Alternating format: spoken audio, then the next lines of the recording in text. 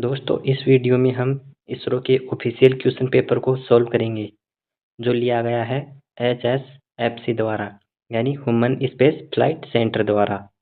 दोस्तों यह जनवरी 2025 में लिया गया था। तो एक एक करके इसके सभी क्वेश्चनों को हम सॉल्व करेंगे। तो शुरू करते हैं। पहला क्वेश्चन है यहाँ पर, निम्नलिखित में से क्या परिवर्तित ट्रांसफार्मर के रूप में कार्य करता है। तो दोस्तों जो परिवर्तित ट्रांसफार्मर के रूप में कौन सा ट्रांसफार्मर जो काम करता है वो होता है auto transformer. Right answer option C. Next question, question number 2 दिया गया है यहाँ पर, एक श्रृंखला में प्रतिरोध R और धारिता C वाले एक परिपथ की प्रतिबाधा क्या है। तो दोस्तों यहाँ पर प्रतिबाधा निकालने के लिए क्या करेंगे, जहाँ पर R दे रखा है और धारिता C दे रखी है तो ये इसका प्रतिबाधा का फॉर्मूला होता है Z बराबर √R² प्लस XC²। XC की जगह हम रखेंगे 1/2πfc और 2πfc हमको पता ये होता है ओमेगा। तो इस हिसाब से जब इसको सोल्व करेंगे पूरा मान रखकर तो यहाँ पर इसका राइट आंसर आएगा, ये आएगा option C. Next question, question number 3 दे रखा है, 29 इलेक्ट्रॉनों वाले एक तांबा परमाणु में कितने आवरण होते हैं। तो दोस्तों हमको पता है जो तांबे में कितने आवरण होते हैं, मतलब ये होगा, ये होते हैं 4 आवरण यानी 4 कक्षक होते हैं। पहले कक्षक में भरे जाते हैं 2, दूसरे में 8, तीसरे में 18 और चौथे में 1। ये भरे जाते हैं इसमें इलेक्ट्रॉन। नेक्स्ट क्वेश्चन,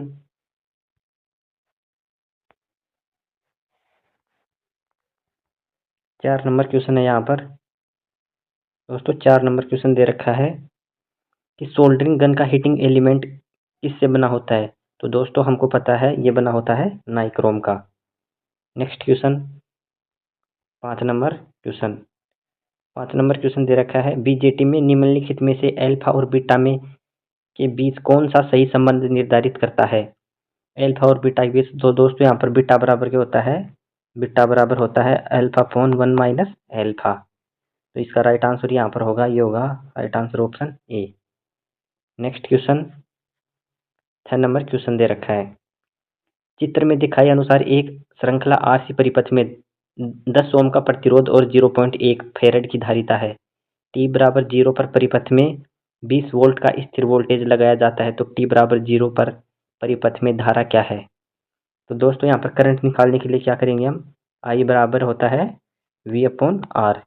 तो यहाँ पर V क्या दे रखा है, वोल्टेज हमको 20 वोल्ट दे रखा है तो यहाँ पर 20 रखेंगे और रेजिस्टेंस है यहाँ पर 10 ओम तो 10। तो यहाँ पर इसका राइट आंसर निकला कर आ जाएगा, यह आ जाएगा 2 ओम। 2 ओम यहाँ पर राइट आंसर हो जाएगा। सॉरी यहाँ पर 2 एम्पियर होगा करंट, यहाँ पर I बराबर 2 एम्पियर आ जाएगा, ओम नहीं होगा एम्पियर। नेक्स्ट क्वेश्चन है 7 नंबर क्वेश्चन दे रखा है, विद्युत प्रणालियों में अर्थ कंडक्टर जैसे कंडक्टरों का विस्तार करने या जोड़ने के लिए प्रयुक्त जॉइंट का प्रकार क्या है। दोस्तों हमको पता है जो अर्थ कंडक्टर होते हैं इनमें जो तार होता है उसका विस्तार यानी उनको बढ़ाने के लिए कौन सा जोड़ दिया जाता है, कहाँ पर, अर्थ कंडक्टर में। तो यहाँ पर जो जॉइंट होता है वो होता है स्कार्प्ड जॉइंट। राइट आंसर होगा ऑप्शन डी। नेक्स्ट क्वेश्चन है 8 नंबर क्वेश्चन दे रखा है यहाँ पर,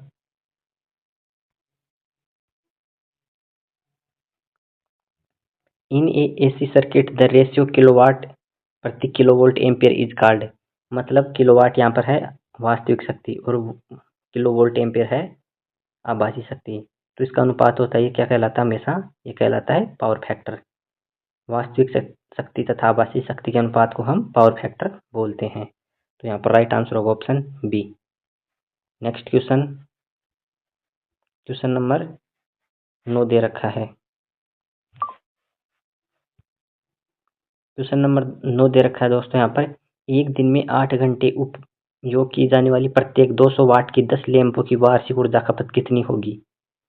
तो दोस्तों वार्षिक ऊर्जा खपत निकालने के लिए क्या करेंगे हम, हमको पता है ये होती है kWh यानी kWh में होती है। तो यहाँ पर 8 × 200 वाट इंटू कितने लैंप हैं, 10 टोटल, 10/1000। तो यहाँ पर निकाली 1000 से हम 1000 काट देंगे, 8 इंटू 2 यहाँ पर हो जाएंगे 16। 16 को यहाँ पर दे रखा है वार्षिक ऊर्जा की खपत। तो वार्षिक ऊर्जा की खपत निकालने के लिए हम क्या करेंगे, इसको 365 से मल्टीप्लाई करेंगे। तो 16 इंटू 365। तो दोस्तों यहाँ पर इसका राइट आंसर निकल कर आ जाएगा, यह आ जाएगा 5840 यूनिट। राइट आंसर होगा ऑप्शन ए, जब 16 को 365 से मल्टीप्लाई करेंगे तब। नेक्स्ट क्वेश्चन 10 नंबर क्वेश्चन है दोस्तों, यहाँ पर यह है किसी डीसी मोटर में दिक् परिवर्तन का क्या कार्य होता है। दोस्तों दिक् परिवर्तन का कार्य क्या होता है, ये डीसी से एसी में परिवर्तित करता है। राइट आंसर होगा ऑप्शन बी। मोटर के लिए क्या करता है, ये डीसी करंट को एसी करंट में बदलता है। और यदि यहाँ पर बात होती है जनरेटर की, तो जनरेटर में क्या करता है, ये एसी करंट से करंट को डीसी में बदलता है। इस हिसाब से राइट आंसर होगा यहाँ पर ऑप्शन बी। नेक्स्ट क्वेश्चन है क्वेश्चन नंबर 11। क्वेश्चन नंबर 11 दे रखा है दोस्तों यहाँ पर उच्च वोल्टेज एचवी का वोल्टेज स्तर क्या होता है। तो दोस्तों हाई वोल्टेज होती है, जो उच्च वोल्टेज होती है उसका वोल्टेज स्तर होता है ये 250 वोल्ट से 650 वोल्ट तक होता है। तो राइट आंसर होगा ऑप्शन ए। नेक्स्ट क्वेश्चन है 11 नंबर क्वेश्चन दे रखा है यहाँ पर, यह है निम्नलिखित में से कौन सा एक सक्रिय उपकरण है। ऑप्शन ए है आरसी फिल्टर, ऑप्शन बी है द्विध्रुवीय संदीप ट्रांजिस्टर, ऑप्शन सी है डायोड, ऑप्शन डी है प्रेरक। तो दोस्तों जो एक्टिव उपकरण होता है ये होता है ट्रांजिस्टर। ट्रांजिस्टर यहाँ पर इसका राइट आंसर होगा option B. Next question 13 number question है निम्नलिखित में से कौन सा मापी मीटर मोटर की गति प्रदर्शित करता है। तो दोस्तों मोटर की गति प्रदर्शित करने वाला मीटर होता है, ये होता है टेकोमीटर। टेकोमीटर द्वारा हम क्या करते हैं, किसी मोटर की स्पीड को माप सकते हैं। तो right answer option B. Next question है 14 नंबर क्वेश्चन दे रखा है डीसी मोटर में ब्रश किसकी नहीं बनी होती है। तो दोस्तों कार्बन की ब्रश देखने को मिलती है मोटरों में, ग्रेफाइट की भी होती है, लेकिन जो एल्यूमिनियम है उसकी ब्रश नहीं बनाई जाती है। तो यहाँ राइट आंसर होगा ऑप्शन सी। नेक्स्ट क्वेश्चन है 15 नंबर क्वेश्चन, यहाँ पर दे रखा है एक्स स्क्वायर का समाकलन 1 से 2 के समाकलन का पता लगाइए। तो दोस्तों एक्स स्क्वायर का समाकलन निकालने के लिए हम क्या करेंगे, हमको पता है इसका फॉर्मूला होता है, यह होता है एक्स स्क्वायर, यहाँ पर एक्स स्क्वायर दे रखा है तो ये है एक्स की पावर एन। एक्स की पावर एन का फॉर्मूला होता है एक्स की power N plus 1 upon N plus 1। तो जब इस फॉर्मूले में हम क्या रखेंगे, एक्स की वैल्यू रखेंगे, यहाँ पर रखेंगे एक्स, यहाँ पर दे रखा है एक्स की वैल्यू एन की जगह कितना दे रखा है 2। तो एक्स की पावर 2 प्लस 1 अपॉन 2 प्लस 1, तो ये आ जाएगा एक्स की पावर 3 अपॉन 3। दोस्तों अब ये एक्स की पावर 3 दे रखी है, इसको हम लिमिट में रखेंगे। लिमिट दे रखी है यहाँ पर 1 से 2, तो 1 से 2। जब इसको हम सोल्व करेंगे, इसको मैं यहाँ पर सोल्व कर रहा हूँ, एक्स की पावर 3 अपॉन 3 को जब 1 से 2 समाकलन निकालना है, तो एक बार तो एक्स की जगह 2 रखेंगे, तो 2 की पावर 3 अपॉन 3 माइनस, अब एक एक्स की जगह 1 रखेंगे तो 1 की पावर 3 अपॉन 3, तो यहाँ पर हो जाएगा 8/3 माइनस 1/3। तो यहाँ पर इसका राइट आंसर निकल कर आएगा 7/3। 7/3 यहाँ पर राइट आंसर हो जाएगा। तो यहाँ पर दे रखा ऑप्शन बी 7/3। यहाँ पर हम फॉर्मूला कौन सा प्रयोग करेंगे, हम एक ही फॉर्मूला प्रयोग करेंगे। जो फॉर्मूला होता है इसका, कोई भी समाकलन निकालने के लिए यदि x की पावर n दे रखा है तो उसका समाकलन निकालने के लिए हम x की power n plus 1 upon n plus 1 ये फॉर्मूला प्रयोग करेंगे यहाँ पर। नेक्स्ट क्वेश्चन है 16 नंबर क्वेश्चन दे रखा है दोस्तों, यहाँ पर निम्नलिखित में से किस उपकरण का उपयोग इंसुलेशन प्रतिरोध मापने के लिए किया जाता है। तो दोस्तों हम सबको पता है मेगर का प्रयोग है ये हमेशा इंसुलेशन प्रतिरोध मापने के लिए प्रयोग किया जाता है। 17 नंबर क्वेश्चन है, यदि साइन थीटा बराबर 4/5 है तो कोस थीटा एवं कोट थीटा के लिए संभावित मान का पता लगाएं। साइन थीटा 4/5 दे रखा है, तो हमको पता है दोस्तों साइन थीटा बराबर होता है, जैसे हम निकालते हैं एल अपॉन डबल के ऐसे। तो यहाँ पर साइन कितना दे रखा है, लंब बटा कर्ण दे रखा है 4/5। तो यहाँ पर आधार कितना हो जाएगा, आधार आ जाएगा यहाँ पर 3 यहाँ पर क्या आ जाएगा, आधार। ये 3 आधार किससे आएगा, ये आएगा पाइथागोरस प्रमेय से।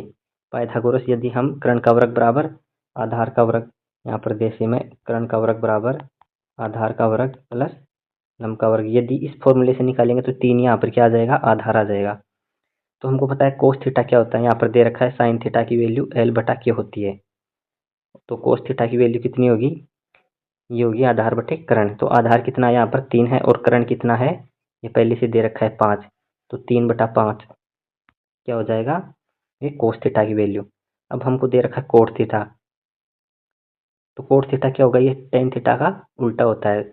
Sine theta cos theta tan theta, तो यहाँ पर टेन थीटा आ जाएगा, यह आ जाएगा आधार बटा लंब। टेन थीटा है यहाँ पर लंब बटा आधार, तो कोट आ जाएगा आधार बटा लंब।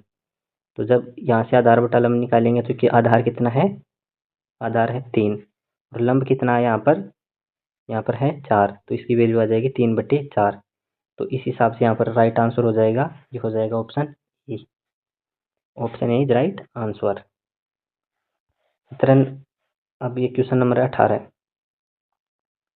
18 नंबर क्वेश्चन दे रखा है दोस्तों। यहाँ पर देखो, एक वोल्टेज सोर्स V बराबर A sine 10t plus B cos 30t को 15 ओम मान की श्रृंखला प्रतिरोध पर लगाया जाता है। तो प्रतिरोध में नष्ट हुई ऊर्जा कितनी है, ए बी नियतांक है और t सेकंड में समय है। तो दोस्तों यहाँ पर हमको ऊर्जा निकालनी है। तो ऊर्जा निकालने के लिए क्या दे रखा है, वोल्टेज दे रखा है और प्रतिरोध दे रखा है। तो हमको पता है एक फॉर्मूला होता है, ये होता है P बराबर V²/R। इस फॉर्मूले का प्रयोग हम यहाँ पर करेंगे।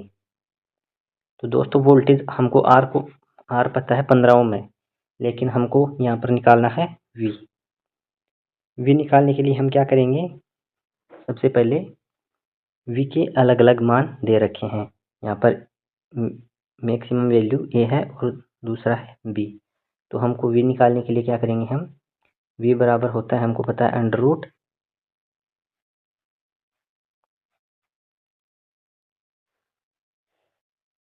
V1 का स्क्वायर प्लस V2 का स्क्वायर। तो V1 कहाँ पर, यहाँ पर है A, V2 है B। तो V बराबर √A का स्क्वायर प्लस B का स्क्वायर। दोस्तों जब यहाँ पर हम √ हटाएंगे तो यहाँ पर हम क्या लगा देंगे, V² बराबर A² प्लस B²। V² की वैल्यू हो जाएगी A² प्लस B², यदि हम √ को हटाएंगे तब।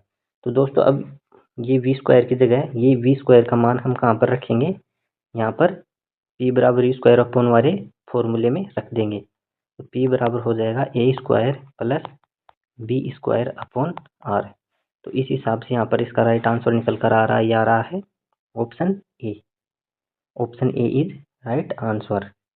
यहाँ पर R की जगह अब हम 15 रखेंगे, तो यहाँ पर A² प्लस B²/R 15 निकल कर आ जाएगा। राइट आंसर ऑप्शन ए। 19 नंबर क्वेश्चन देखते हैं। यहाँ पर दे रखा है 230 वोल्ट AC 10 एम्पीयर धारा और 60 डिग्री की लेग वाली प्रणाली के लिए सक्रिय ऊर्जा क्या है। तो सक्रिय ऊर्जा पूछिए यहाँ पर, तो दोस्तों क्या करेंगे, यहाँ पर निकालने के लिए हम फॉर्मूला प्रयोग करेंगे सक्रिय ऊर्जा के लिए। तो करेंगे P बराबर हमको पता है होता है VI cos फाई का क्या है यहाँ पर, शक्ति गुणांक। तो P बराबर वोल्टेज कितना है, यहाँ पर वोल्टेज है 230 इंटू करंट है 10 इंटू शक्ति गुणांक है 60, तो कोस 60 डिग्री। जब इसको हम सोल्व करेंगे, कोस 60 का मान होता है 1/2, यहाँ पर 2300 इंटू 1/2।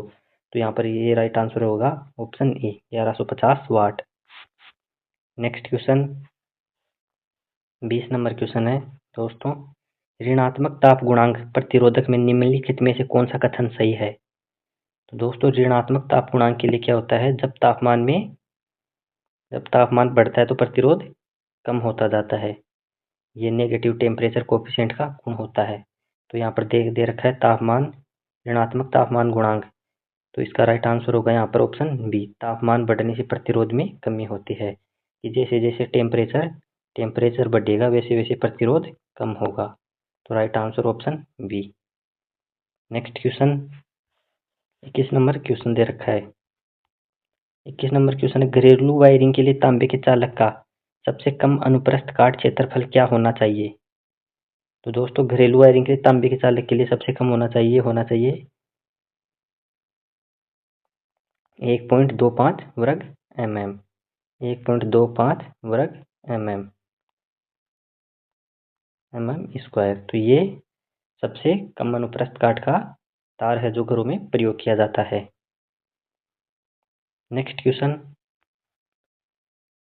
22 नंबर क्वेश्चन दे रखा है, एक एनपीएन ट्रांजिस्टर के लिए निम्नलिखित में से सक्रिय क्षेत्र प्रचालन के लिए क्या सही है।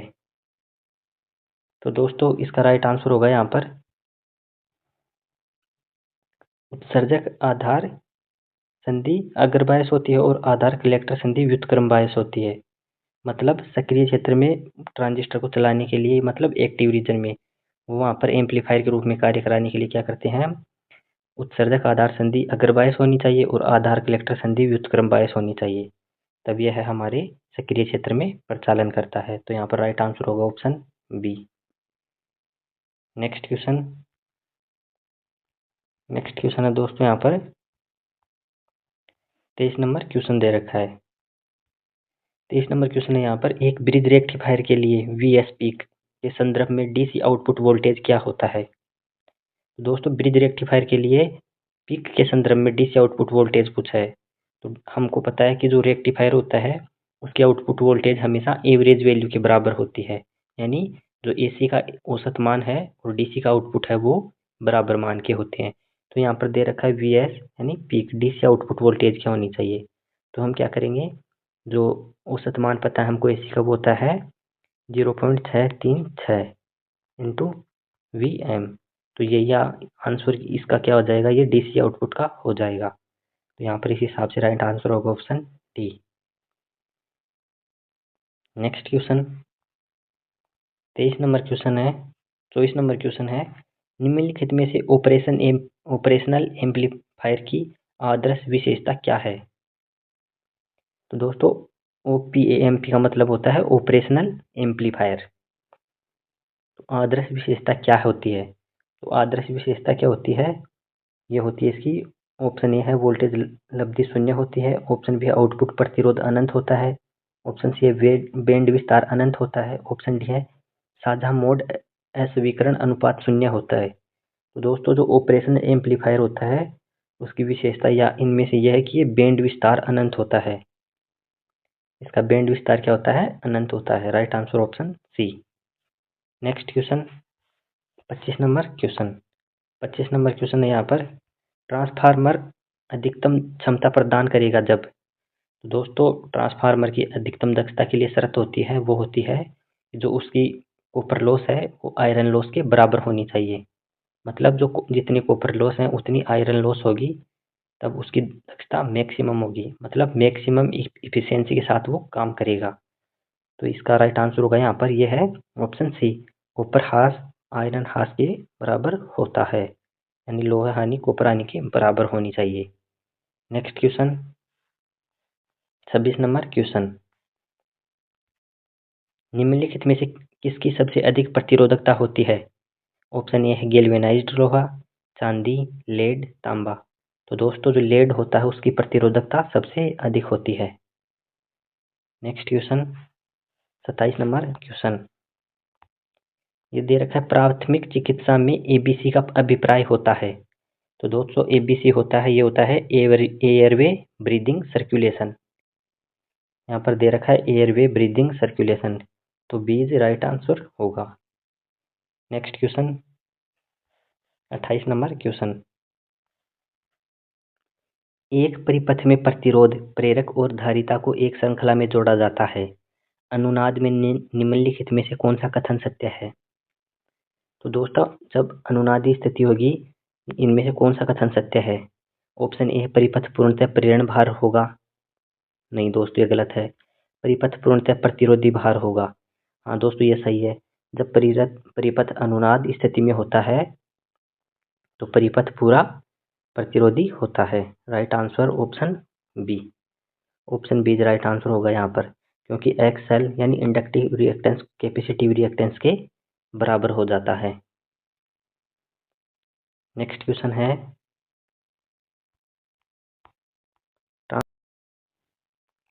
ट्रांसफार्मर में ब्रीदर का क्या कार्य होता है? तो दोस्तों हमको पता है ट्रांसफार्मर में ब्रीदर क्या काम करता है कि जब ट्रांसफार्मर में हवा जाती है तो वो नमी को रोकता है, उसमें उपस्थित सिलिका जेल नमी को सोख लेती है। ब्रीदर में क्या भरी होती है? Silica gel. तो यहाँ पर राइट आंसर होगा option E. Option A is right answer. Next question, 30 number question है यहाँ पर, 60 मीटर की ऊंचाई वाले भवन के लिए तटिक संरक्षण हेतु किस प्रकार की वायु समापन विधि का उपयोग नहीं किया जा सकता? ऑप्शन ए है संरक्षण कोण विधि, ऑप्शन बी है घूमता हुआ गोला, रोलिंग स्पेयर विधि, ऑप्शन सी है मेष विधि। तो दोस्तों 60 मीटर की ऊंचाई वाले भवन के लिए तो यहाँ पर ये होगा संरक्षण कोण विधि का प्रयोग नहीं किया जाता है। या तो यहाँ पर किया जाएगा रोलिंग स्पेयर या मेष विधि। संरक्षण विधि होती है ये कम ऊंचाई वाले भवनों के लिए प्रयोग की जाती है, जैसे 10 मीटर या 20 मीटर या 30 metre. Next question, 31 number question है दोस्तों यहाँ पर, यह दो बिंदुओं के यानी दो बिंदु हैं ए और बी में उनके बीच के ढलान और दूरी का पता लगाएं। दोस्तों हमको ढलान का पता लगाने के लिए क्या करेंगे, यहाँ पर ए का मान दे रखा है 1 और 2, बी का है 4 6, तो हम एक को मानते हैं x1। यहाँ पर ए 1 है, x1 की वैल्यू होगी x1 बराबर 1 और y1 बराबर होगा ये होगा 2। ऐसे ही यहाँ पर होगा x2 बराबर होगा 4 और y2 बराबर होगा 6। दोस्तों हम यहाँ पर दूरी का पता लगाने के लिए एक फॉर्मूला प्रयोग करते हैं, वो होता है दूरी का यानी दो बिंदुओं के बीच की दूरी। यहाँ पर ए बी के बीच की दूरी निकालेंगे तो यहाँ पर होगा under root x2 minus x1 का whole square plus y2 minus y1 का होल स्क्वायर का अंडर रूट। दोस्तों जब इस फॉर्मूले में हम ये सभी वैल्यू रखेंगे तो यहाँ पर दूरी निकल कर आ जाएगी। वो कितनी आएगी? जब हम इसको सोल्व करेंगे तो यहाँ पर ये आ जाएगी, दूरी आ जाएगी 5। जब दूरी 5 आ जाएगी, अब हमको निकालना है ढलान, तो यहाँ पर ढलान का एक फॉर्मूला प्रयोग करते हैं। ढलान के लिए हम जो फॉर्मूला प्रयोग करते हैं ये करते हैं y2 माइनस y1, यहाँ पर है y2 upon x2 minus x1। जब ये सभी यहाँ पर निकालेंगे तो यहाँ पर ढलान ये इसका राइट आंसर निकल कर आएगा 1.333। तो इस हिसाब से यहाँ पर राइट आंसर हो जाएगा ऑप्शन बी। नेक्स्ट क्वेश्चन है 32 नंबर क्वेश्चन, 120-240 वोल्ट की एक एकल चरण प्रणाली में किस रंग का तार भूमि मतलब ग्राउंड दर्शाता है? तो दोस्तों हमको पता है जो हरा वायर होता है ये अर्थिंग के लिए, ग्राउंडिंग के लिए प्रयोग किया जाता है। Right answer option C. Next question 33 number question, BIS का पूर्ण रूप क्या है? दोस्तों हमको पता है BIS का पूर्ण रूप होता है, ये होता है यहाँ पर BIS नहीं दे रखा है, यहाँ पर दे रखा है BSI। तो BSI का होगा ब्रिटिश ऑफ स्टैंडर्ड इंस्टीट्यूट यानी ब्रिटिश स्टैंडर्ड इंस्टीट्यूट यहाँ पर राइट आंसर होगा। BSI का पूर्ण रूप BIS होता है, BIS तो यहाँ पर होता है bureau of Indian standard. Next question है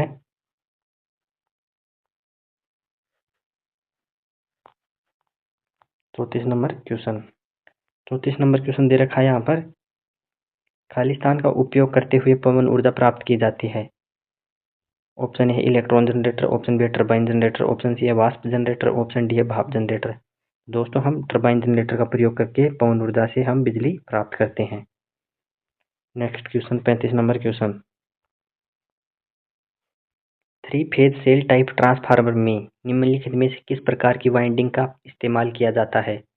तो दोस्तों यहाँ पर हम सेल टाइप ट्रांसफार्मर में जो वाइंडिंग प्रयोग करते हैं वो होती है सैंडविच प्रकार की वाइंडिंग। तो यहाँ पर राइट आंसर होगा ऑप्शन डी। इसमें अनेक जो फ्लक्स के लिए अनेक पथ होते हैं, तो यहाँ पर राइट आंसर होगा ऑप्शन डी। 36 नंबर क्वेश्चन है, नीचे दर्शाया गया लॉजिक गेट खाली स्थान है।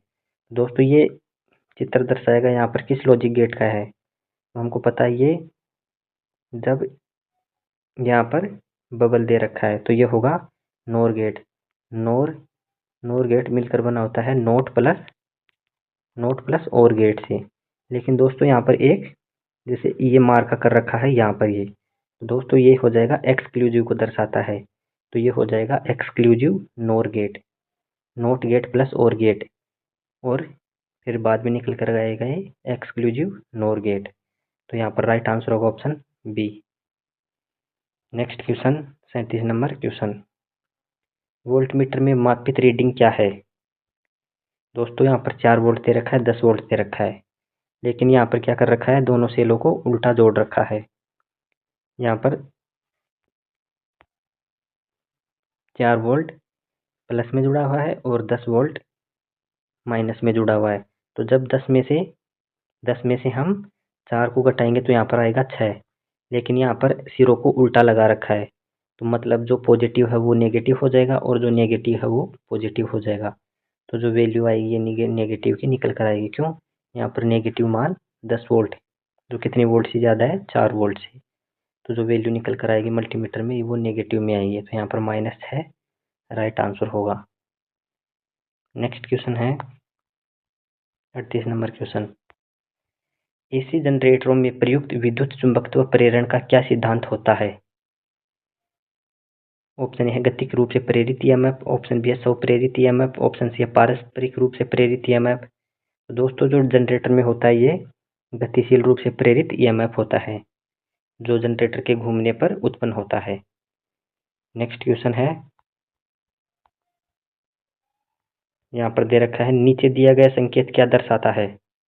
ऑप्शन ए रैखिक motor, option B servo motor, option C DC motor, option D सोपानी मोटर।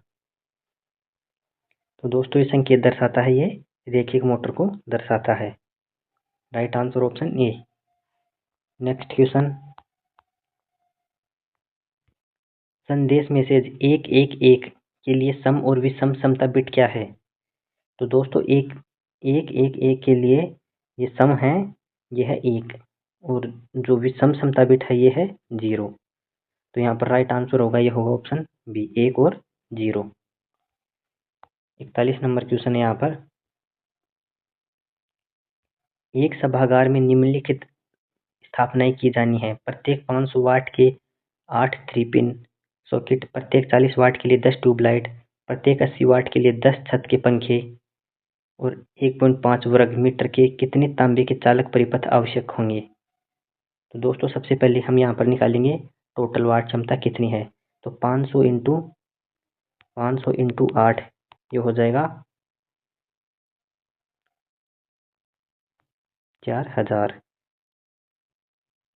नेक्स्ट है 40 इंटू 10, ये हो जाएगा 400 वाट। नेक्स्ट है 80 इंटू 10, तो ये हो जाएगा 800 वाट। तो यहाँ पर टोटल लोड निकल कर आएगा, ये कितना आएगा, टोटल लोड आएगा ये आएगा 5200 वाट। यहाँ पर मतलब 5 किलोवाट, 5 किलोवाट को लोड के लिए हम 1.5 वर्ग मीटर के कितने तांबे के चालक परिपथ आवश्यक होंगे। तो दोस्तों यहाँ पर 1.5 स्क्वायर मीटर स्क्वायर के लिए होंगे यहाँ पर ऑप्शन ए 2, मतलब 3 किलोवाट तक हम एक परिपथ लगाएंगे और फिर 3 किलोवाट से अगले के लिए हम दूसरा परिपथ लगाएंगे। तो इस हिसाब से यहाँ पर राइट आंसर निकल कर आएगा 2।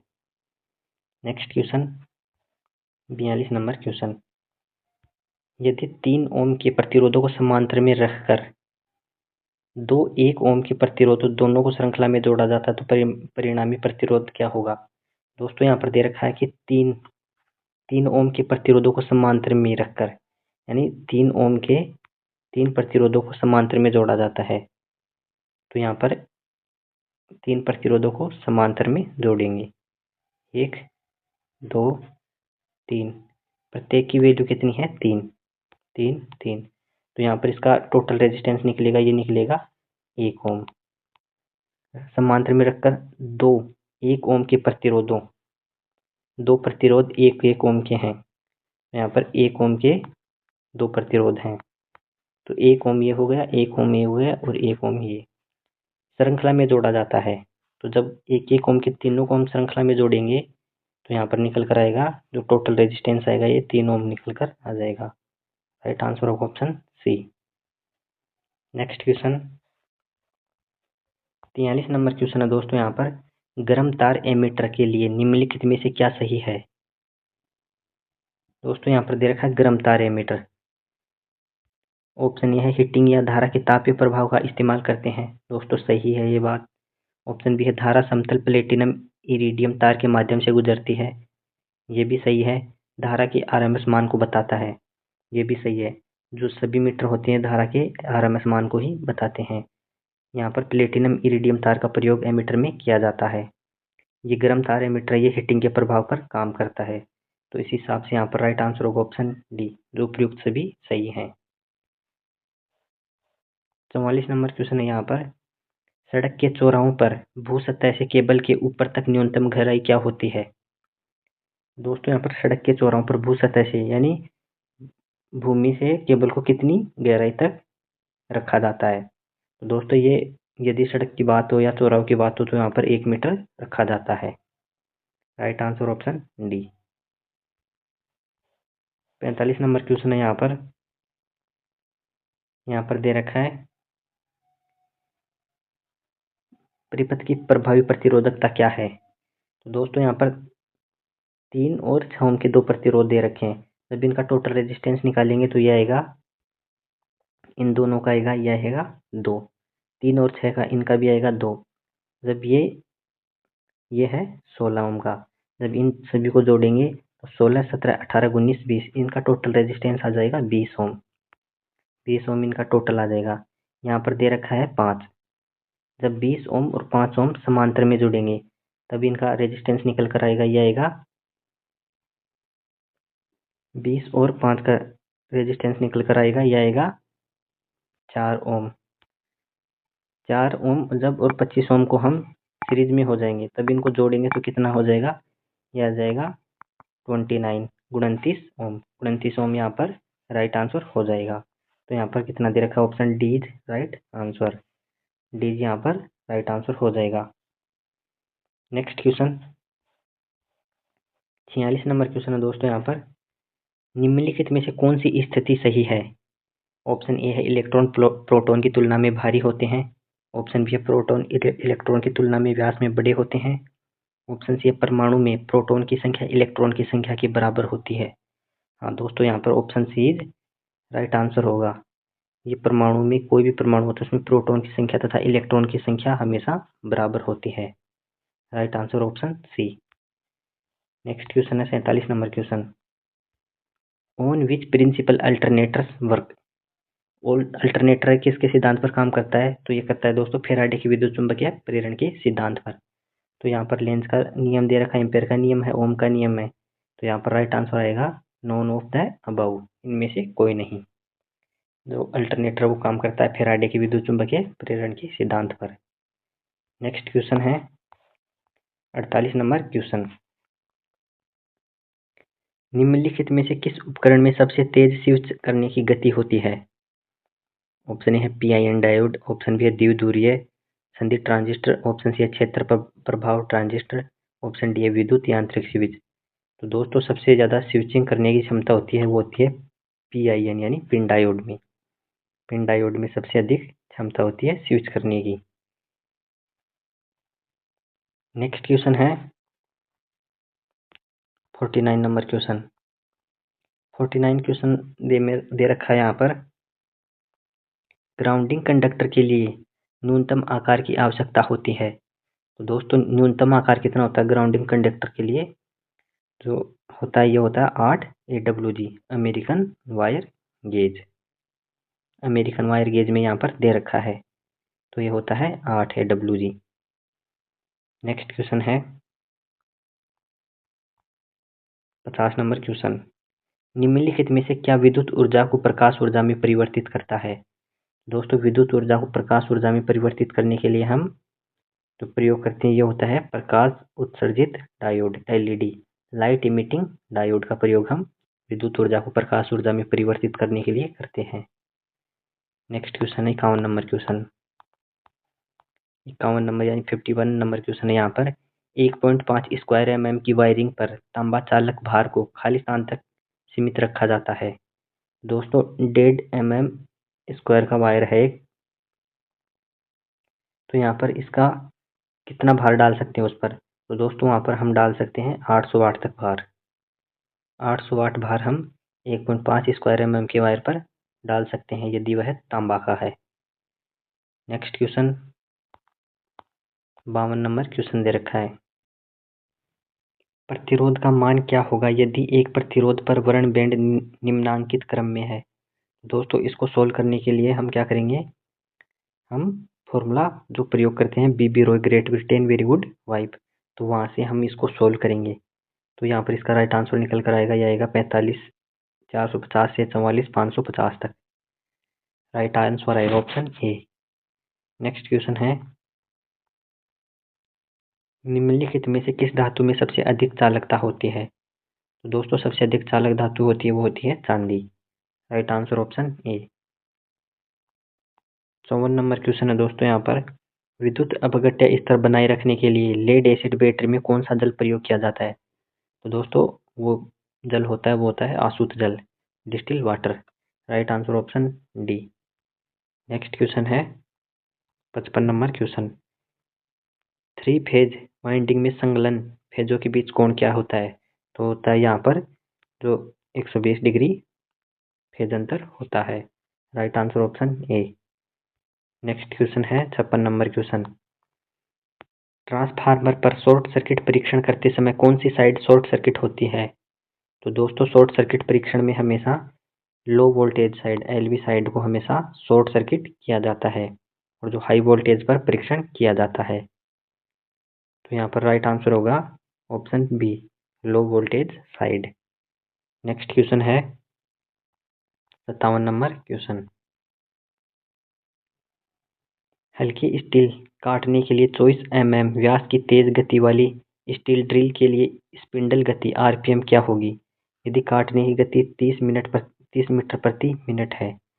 तो दोस्तों इस क्वेश्चन को आप सोल्व करना, तो इसका राइट आंसर यहाँ पर 398 RPM निकल कर आएगा। इसके लिए जो हम फॉर्मूला प्रयोग करते हैं उस हिसाब से। 58 नंबर क्वेश्चन है यहाँ पर एक 12 वोल्ट बैटरी को 60 एम्पीयर घंटा पर अनुकूलित किया गया है। यदि इसे 1 एम्पीयर का औसत देना हो तो बैटरी कितने समय तक चलेगी यदि उसे रिचार्ज करने की आवश्यकता पड़े? तो दोस्तों यहाँ पर पूछा है बैटरी का टाइम यानी कितने समय तक चल सकती है। तो यहाँ पर 60 एम्पीयर घंटा दे रखा है और इसको 1 एम्पीयर का औसत करंट देना है। तो यहाँ पर हम 60 एम्पीयर हॉर्स अपॉन 1 एम्पीयर, यहाँ पर इसका राइट आंसर आ जाएगा ये 60 घंटे तक चलेगी। Right answer option D. Next question यहाँ पर 59 यानी 59 नंबर क्वेश्चन है टेबल फैन में निम्नलिखित में से किस मोटर का प्रयोग किया जाता है? दोस्तों हम टेबल फैन में दो मोटर प्रयोग करते हैं। यहाँ पर संधारित्र चालित मोटर भी होती है या स्प्लिट फेज मोटर भी होती है, लेकिन यहाँ पर डिपार्टमेंट ने जो ऑप्शन माना है वो माना है स्प्लिट फेज मोटर। तो राइट आंसर होगा option D, split phase motor यहाँ पर टेबल फैन में प्रयोग की जाती है। नेक्स्ट क्वेश्चन है 60 नंबर क्वेश्चन। यहाँ पर दे रखा है निम्नलिखित में से क्या विद्युत रोधी है? जस्ता, टिन, लेड, माइका। तो दोस्तों ये माइका होती है, ये विद्युत रोधी होता है। नेक्स्ट क्वेश्चन है 61 नंबर क्वेश्चन। 61 नंबर क्वेश्चन यहाँ पर दे रखा है स्विच मोड में पावर आपूर्ति कार्यशैली खाली स्थान पर आधारित होती है। ऑप्शन ए समाकलन नियंत्रण सिद्धांत, ऑप्शन बी है आवर्ती नियंत्रण सिद्धांत, ऑप्शन सी है चोपर सिद्धांत। तो दोस्तों यहाँ पर स्विच मोड में पावर आपूर्ति होती है चोपर सिद्धांत पर आधारित होती है। नेक्स्ट क्वेश्चन है 10 एम्पीयर की सामान्य क्षमता वाली केबल की अनुमत्य धारा क्षमता क्या होती है जब यह रेटिंग गुणांक 1.1 की सन्निकट अतिरिक्त धारा सुरक्षा द्वारा संरक्षित होती है। तो दोस्तों यहाँ पर पूछा है सन्निकट यानी सन्निकट अतिरिक्त धारा सुरक्षा द्वारा यानी कोर्स एक्सेस करंट प्रोटेक्शन। तो इसके लिए क्या करेंगे, हम करंट को इसके रेटिंग फैक्टर से मल्टीप्लाई कर देंगे। तो 10 को हम 1.11 से मल्टीप्लाई करेंगे तो यहाँ पर इसका राइट आंसर निकल कर आएगा, ये लगभग 11 एम्पियर के आसपास निकल कर आएगा। तो right answer option B. Next question है 63 नंबर क्वेश्चन है यहाँ पर डीसी जनरेटर में यदि जनरेटर वोल्टेज उत्पन्न करने में विफल हो जाए तो निम्नलिखित में से इसका कारण क्या होगा। ऑप्शन ए है जनरेटर की गति अत्यधिक कम है, ऑप्शन बी है बरसें दिक् परिवर्तन पर नहीं टिक रही होती हैं, ऑप्शन सी है अवशिष्ट चुंबकत्व पूर्णतः खत्म हो जाता है, ऑप्शन डी उपयुक्त सभी। तो दोस्तों इसका कारण उपयुक्त सभी हो सकते हैं। ऊपर में से दिए गए तीनों कारणों में से कोई भी एक कारण होगा तो यहाँ पर जो जनरेटर है वोल्टेज उत्पादित नहीं करेगा। नेक्स्ट क्वेश्चन है दिए गए चित्र में वोल्टेज V1 क्या है। तो दोस्तों यहाँ पर दिया गया वोल्टेज है, इनमें से यहाँ पर जो टोटल वोल्टेज है वो कितना आएगा, तो 2 वोल्ट 4 वोल्ट 8 वोल्ट। तो यहाँ पर दोस्तों इसका राइट आंसर होगा, ये होगा ऑप्शन डी उपयुक्त में से कोई नहीं। जो इसका राइट आंसर आएगा ये आएगा, जब इनको सोल्व करेंगे तो ये आएगा 4/5। 4/5 वोल्ट यहाँ पर राइट आंसर निकल कर आएगा। 65 नंबर क्वेश्चन है यहाँ पर 200 वाट 220 वोल्ट श्रेणी के दो विद्युत बल्बों को 220 वोल्ट आपूर्ति वाली श्रृंखला में जोड़ा गया है। यदि नष्ट हुई ऊर्जा को W1 मान लिया जाए, उन्हीं बल्बों को उसी आपूर्ति में समांतर जोड़ा जाता है। यदि नष्ट हुई ऊर्जा को W2 मान लिया जाए तो W1/W2 कितना होगा। दोस्तों यहाँ पर निकालना है, पहले बल्बों को सीरीज में जोड़ना है, फिर उन्हीं बल्बों को समांतर में जोड़ना है। जब ये 200 वाट का बल्ब है, जब इनको हम श्रेणी में जोड़ेंगे तो यहाँ पर क्या होगा, पावर आधी हो जाएगी। यहाँ पर 100 वाट का 200 वाट है तो यहाँ पर कितनी हो जाएगा, W1 का मान आ जाएगा, यहाँ पर जो W1 है यहाँ पर कितना आ जाएगा 100 वाट, यानी पावर आधी हो जाएगी। जब इनको समांतर में जोड़ेंगे तो इनको वोल्ट मिलने वाला वोल्टेज है वो 220 वोल्टेज पूरा मिलेगा। तो यहाँ पर पावर कितनी हो जाएगी, यहाँ पर दुगुनी हो जाएगी। तो W2 यहाँ पर आ जाएगा 200 मतलब 400 वाट। तो यहाँ पर W1/W2 पूछा है, तो W1 का मान है 100 और W2 का मान है 400। तो यहाँ पर राइट आंसर आ जाएगा 1/4 मतलब 0.25।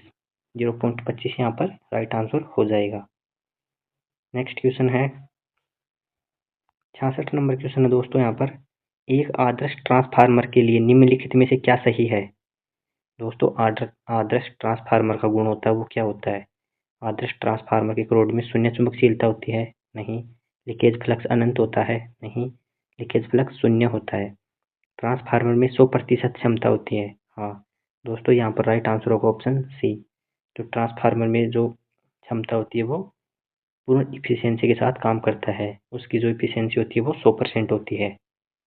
नेक्स्ट क्वेश्चन है 67 नंबर क्वेश्चन है यहाँ पर तुल्यकालिक मोटर के संबंध में निम्नलिखित में से क्या सही है। ऑप्शन ए है तुल्यकालिक मोटर में नियत गति पर चालन होता है, ऑप्शन बी है तुल्यकालिक मोटर में निम्न प्रचालन क्षमता होती है। दोस्तों तुल्यकालिक मोटर होती है वो नियत गति पर चलने वाली मोटर होती है। यहाँ पर राइट आंसर होगा ऑप्शन ए। नेक्स्ट क्वेश्चन है यहाँ पर 68 नंबर क्वेश्चन NBC 2016 के अनुसार इंस्टॉलेशन के किसी भी बिंदु से उपभोक्ता टर्मिनल तक वोल्टेज ड्रॉप कितने से कम नहीं होना चाहिए।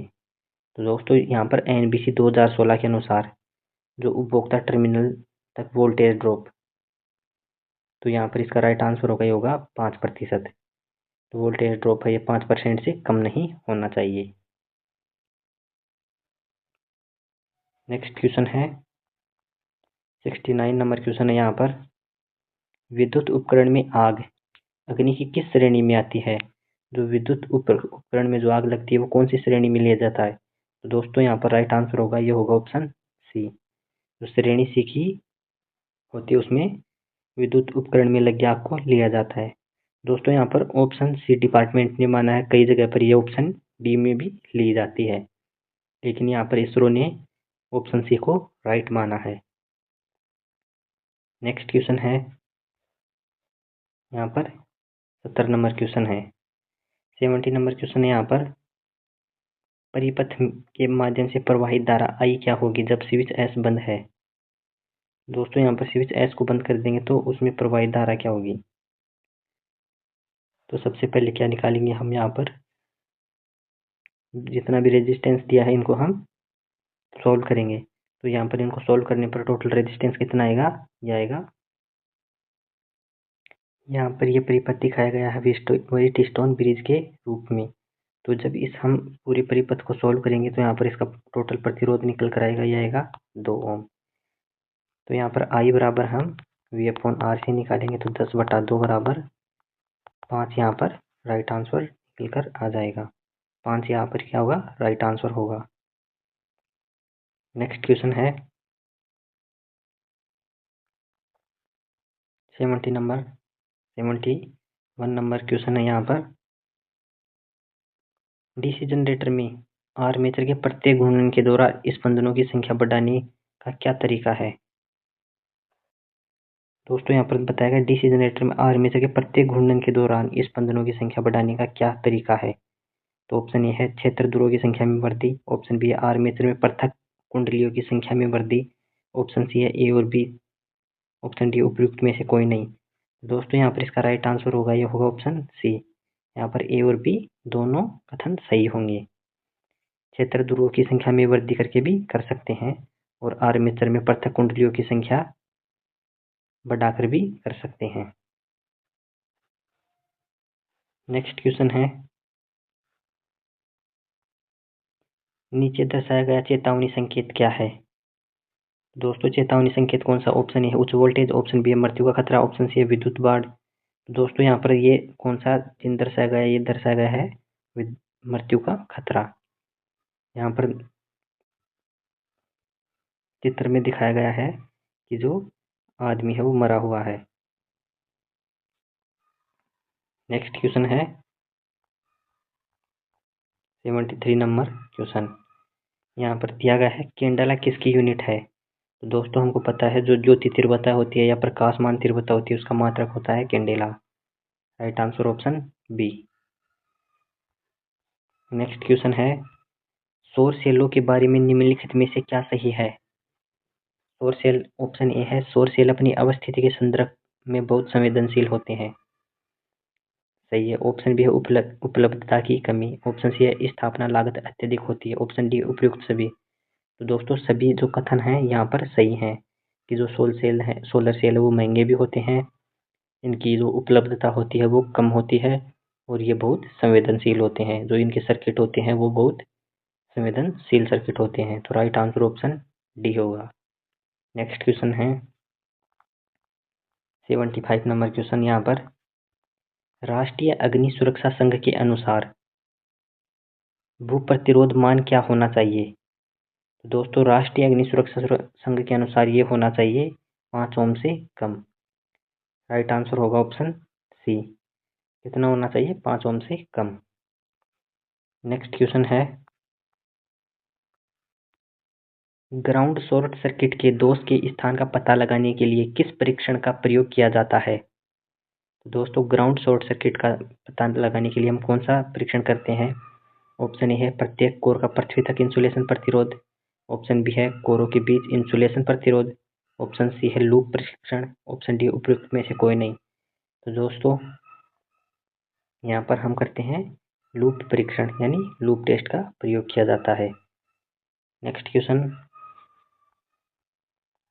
77 नंबर क्वेश्चन है 77 नंबर क्वेश्चन, एक बेलनाकार तार के प्रतिरोध में क्या परिवर्तन होगा यदि उसकी लंबाई को 2 गुना कर दिया जाए और अनुप्रस्थ काट क्षेत्रफल आधा किया जाता है? तो प्रतिरोधकता को नियतांक मानिए।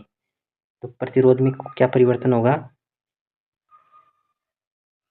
तो दोस्तों यहाँ पर प्रतिरोध 4 गुना हो जाएगा। यहाँ पर लंबाई को कितना करना है, हमको पता होता है R बराबर रो एल अपॉन ए दे रखा है। तो यहाँ पर लंबाई को 2 गुना कर दिया और अनुप्रस्थ काट क्षेत्रफल को आधा, यहाँ पर इसको 1/2 कर दिया। जब ये 2 ऊपर जाएगा तो ये कितना हो जाएगा, 2 × 2 4। तो प्रतिरोध कितना हो जाएगा, यहाँ पर 4 गुना हो जाएगा। नेक्स्ट क्वेश्चन है दोस्तों यहाँ पर 78 नंबर क्वेश्चन। यहाँ पर दे रखा है इवेंट्स एवं फंक्शन जैसे अस्थायी कार्यों के लिए प्रयुक्त वायरिंग किस प्रकार की होती है। दोस्तों जो हमको अस्थायी वायरिंग करने के लिए हम कौन सी वायरिंग को महत्व देते हैं, तो ये दोस्तों होती है cleat wiring. Next question 79 number question है यहाँ पर, यदि व्हाइट स्टोन ब्रिज को संतुलित किया जाता है तो निम्नलिखित में से कौन सा कथन सत्य है। तो दोस्तों जो व्हाइट स्टोन ब्रिज है वो संतुलित अवस्था में आ जाता है तो उसमें से जो गैल्वेनोमीटर होती है उसमें से जाने वाली धारा कितनी हो जाती है, वो हो जाती है 0 हो जाती है। जब गैल्वेनोमीटर से जाने वाली धारा 0 हो जाएगी तो वो अपनी संतुलित अवस्था में आ जाएगा। तो यहाँ पर दे रखा ऑप्शन ए, श्रृंखला लोड प्रतिरोध में एमीटर 0 रीडिंग दर्शाता है। जो एमीटर है गैल्वेनोमीटर उसमें से जाने वाली रीडिंग है वो 0 हो जाएगी। तो राइट आंसर होगा ऑप्शन ए। नेक्स्ट क्वेश्चन है, लास्ट क्वेश्चन है दोस्तों 80 नंबर क्वेश्चन, निम्नलिखित में से इंसुलेशन प्रतिरोध बढ़ाने की क्या विधि है। ये जो इंसुलेशन प्रतिरोध वो कैसे बढ़ाया जा सकता है। ऑप्शन ए है मशीनों के माध्यम से गर्म हवा का आघात करके। ऑप्शन बी है कार्बन तंतु या उद्दीप्त लैंपों से मशीनों को गर्म करके। ऑप्शन सी है मशीन की वाइंडिंग को विघटित और वार्निश करके। ऑप्शन डी है उपरोक्त सभी। तो दोस्तों इंसुलेशन रेजिस्टेंस को बढ़ाने के लिए हम तीनों विधि प्रयोग करते हैं। मशीनों में हम गर्म हवा देते हैं ताकि वहाँ की नमी निकल जाए। कार्बन तंतु या उद्दीप्त लैंप क्या होते हैं, ये गर्मी उत्पन्न करते हैं, तो इनके द्वारा भी मशीन को गर्म किया जा सकता है। या मशीन की वाइंडिंग पर हम वार्निश करके भी हम इनके इंसुलेशन प्रतिरोध को बढ़ा सकते हैं। तो यहाँ पर राइट आंसर होगा ऑप्शन डी। दोस्तों हमने टोटल 80 क्वेश्चनों को सोल्व कर लिया है। दोस्तों क्लास अच्छी लगी हो तो लाइक करना और शेयर करना। Thank you.